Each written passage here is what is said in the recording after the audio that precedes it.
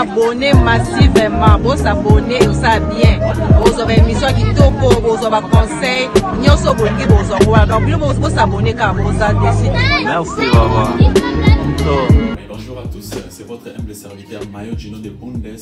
Nous sommes venus encore pour vous présenter notre émission de Monsieur Jock Leaking. Alors, Bolanda, Masolo Nabiso. Il y a Mayo Gino de Bundes, tu es l'issue pour nous passer la 7e Poké Nabiso avec Mayo Gino de Bundes TV. Alors, l'issolo, il y a Ndeko Nabiso, Mr. Jock Leaking. Allez, suivez après ça. Salut la famille, bonjour, bonsoir, ça dépend à l'ère à laquelle vous me suivez.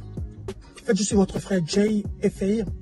À partir de la France, j'ai fait cette petite vidéo pour vous demander à aller s'abonner à notre chaîne YouTube Mayo Gino de Bundes TV. Je dis Mayo Gino de Bundes TV. Allez vous abonner sur cette chaîne et vous allez voir, il y a plein d'émissions qui se déroulent là-bas. Des émissions qui parlent par exemple de réalités que nous vivons en Europe.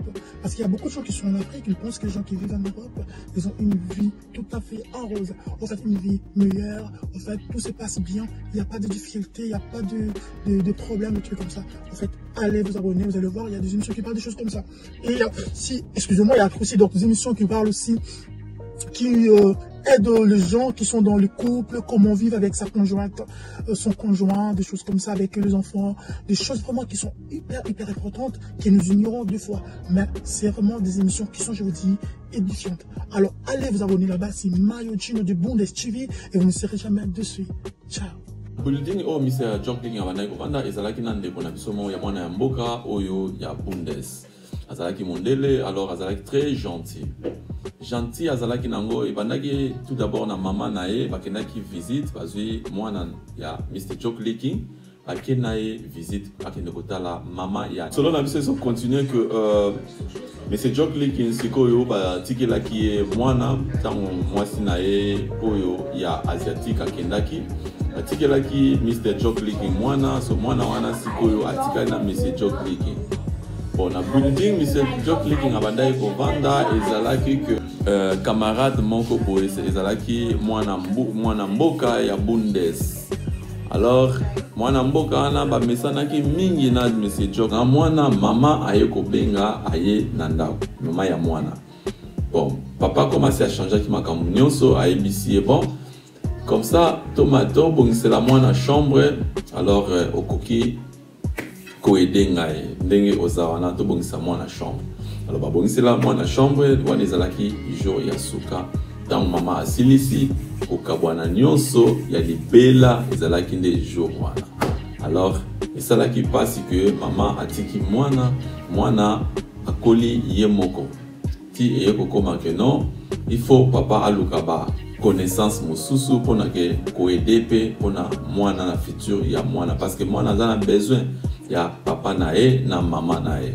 Alors siko bandeko na biso ekoma que okozala na mwana peut-être olingi papa te papa olingi mama te. Alors esalaka pasi que non ndenge mwana ndenge na kokola na éducation na ya kitoko parce que bana nyonso bana ebele babeba concernant ya ba situation ya ba parents parce que yoko kabwana epesaka vraiment pas mingi parce que papa ake pa ina e maman pe pa ina alors et ça là que pesaka bana vraiment qui bazalaka esengote ce qui azomona papa azalité ou bien maman c'est un peu ça. Alors wana ça la situation ya Mr. Jock Leaking na ex na e oyo ya moto ya mwasi ya asiatique si wana ezalaki ya bino Mayo Gino de Bundes to yaki pona mpoke ya situation ya mwana ya Mr. Jock Leaking.